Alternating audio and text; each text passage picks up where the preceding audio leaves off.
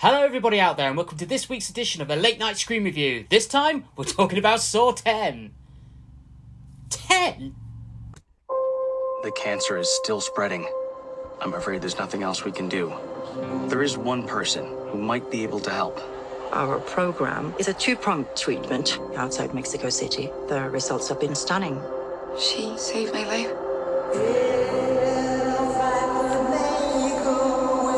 You're in very good hands with us. After that, what happens then? Your whole life happens then. John Kramer.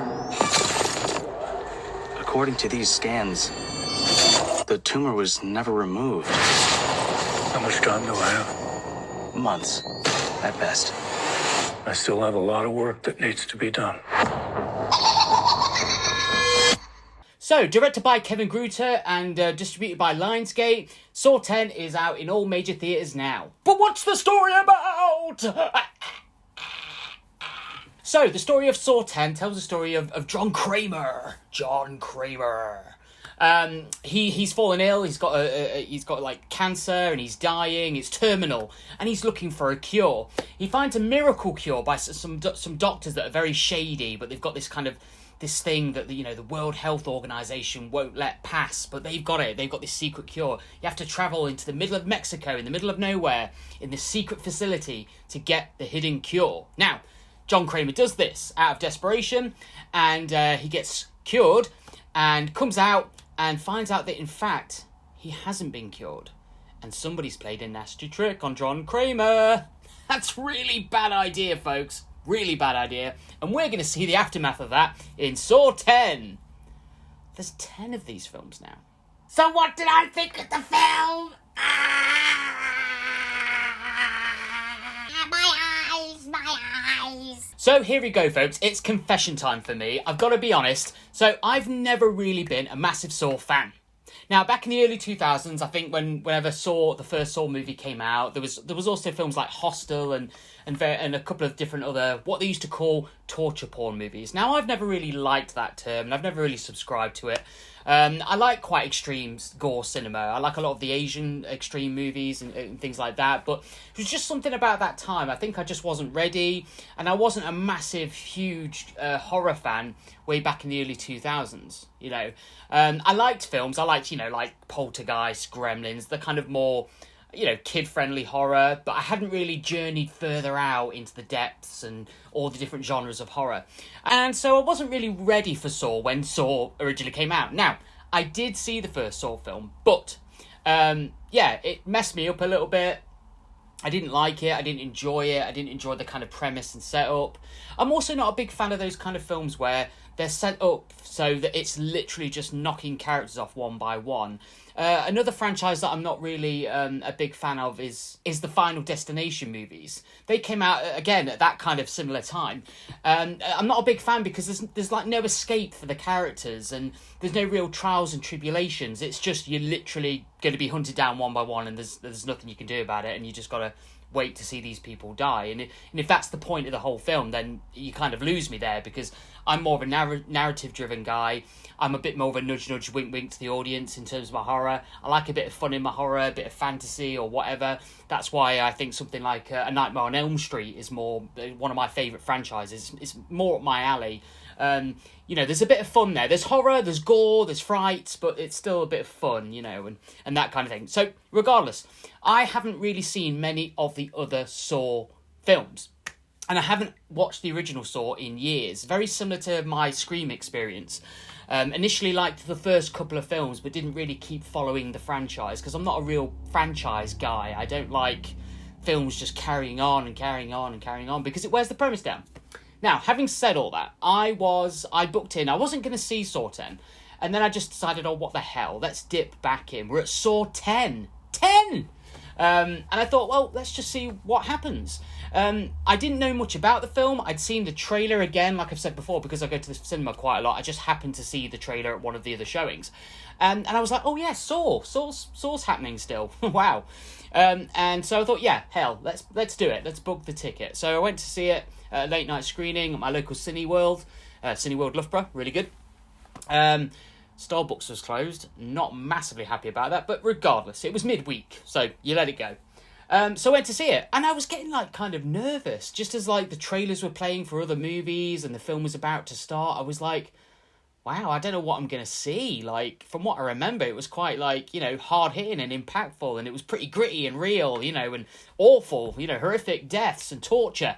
And so, like, getting a bit nervous. And then the 18 certificate showed up, and how often do you see those anymore? So I was like, oh my goodness, what is going to happen? Now, here's some points.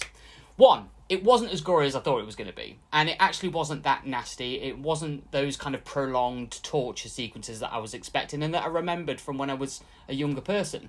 That didn't happen. Now, there were one or two deaths that were pretty grim. And they're pretty gory, I won't lie. And they were brilliant. And there were some bits where I was just like, oh my God. Now, that happened twice during the entire runtime of this movie. So that shocked me. And it wasn't necessarily a bad thing, because what it did have was story. It had a plot. I mean, who knew that the Saw franchise would have a plot? Again, I'm coming at this with some ignorance. So, John Kramer, I really love this character. I really liked him. It kind of gave the vibe more of Dexter, you know, the serial killer, but with a moral coding. And Saw and Jigsaw and John Kramer are more in this vein. And I really enjoyed it. And again, the story about him kind of potentially dying and, you know, being worried about that and maybe thinking about his choices in life and what he's been up to and has he done the right thing here or there and should he stop? Should he kind of try and seize life by the horns and live better and kind of live more a pure existence? Like, you go through all these introspections with this character before any deaths happen, and it takes a long time to get to the gore. And again, I didn't expect that. There was a cold opening, but other than that, I mean, you know, you're a good 25 minutes in before any of the murders start to happen. Now, we obviously find out, slight spoilers ahead, folks, so if you want to kind of stop it here, now's the time, that John Kramer, he gets taken in by these kind of specialists that have this brand new treatment, and he has to travel all the way to the middle of Mexico and go to the secret facility to get this cancer treatment. And unfortunately, it's all a massive scam. Shocker, I know, but it's all a massive scam. And he goes through the procedure, he gets home, finds out that he still has his tumour, and that everybody involved, the nurses, the doctor, the preppers, everybody, even the person that drove him there, the taxi driver that drove him to the facility, all are in on the scam. And it's to trick desperate people out of their money. And obviously John Kramer has a massive problem with this and decides he's going to do something about it, and he's going to play a game. You want to play a game? And again, there are 5 or 6 victims. Essentially, it comes down to these bad people doing bad things. They need to be taught a lesson. And he goes about that in age-old fashion. Now, again, there was a lot more fun to this film than I was expecting. It was a lot more stylized. It kind of gave me little hints of Evil Dead in a weird way, sort of Sam Raimi-esque film. It had sort of music video vibes at one point, which I wasn't expecting. I wasn't expecting to sympathise with John Kramer as much as I did, and there'd be a bit more of an actual real story that had an exciting conclusion and build up.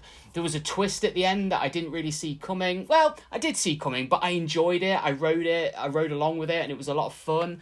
Again, a lot of the people either don't die or their deaths aren't as prolonged and gross and drawn out as I was expecting. Now, they're cool, they're gory, but they're also kind of fun, silly, and there were 1 or 2 moments where I actually laughed out loud. Now, I still wouldn't say that the Saw franchise is my franchise. I'm more of a Scream guy, Nightmare on Elm Street, that kind of thing. Saw, I don't think is something that I'm going to automatically start loving. But I did enjoy this movie. This movie was actually a lot more fun than I was expecting it to be. There was more of a nudge and a wink to the audience than I was expecting it to be. It was a lot more stylized, a lot more interesting, and a lot more of a plot line than I was expecting from what I remember from when I watched the original Saw way back when.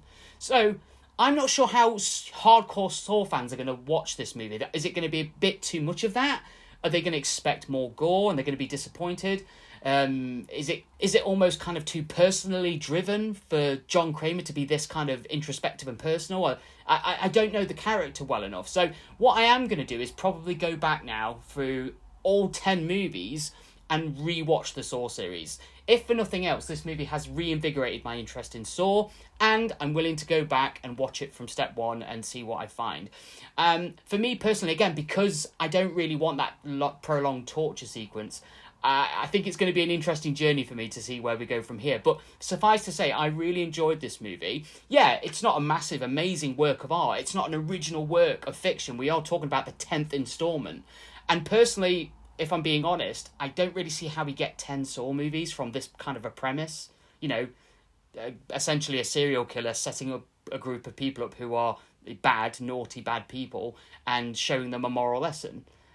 I don't know how you make 10 movies out of that, but I'm going to be curious to find out. I did enjoy this movie. It is a recommend from me. Not a massive recommend, but a recommend. You know, it's not a perfect movie by any stretch of the imagination, and I think you have to be into these kinds of films to enjoy a film like this.